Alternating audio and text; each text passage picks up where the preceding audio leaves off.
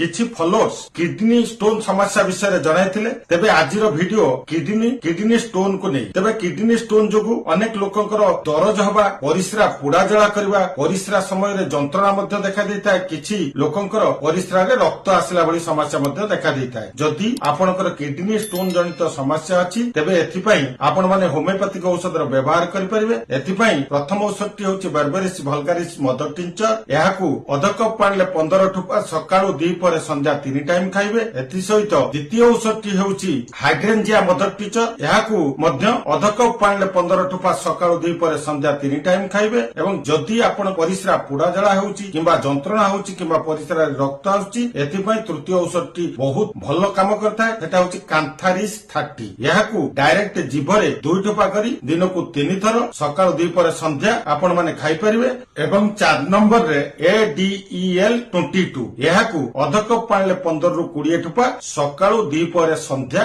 आपण माने नियमित भाव व्यवहार करबा द्वारा स्टोन जनित समस्या रो उपचार हेताय हाइड्रेंजिया मदर टिंचर रो गोटे विशेषत्व होउची यह स्टोन ब्रेकर भाव काम करिथाय।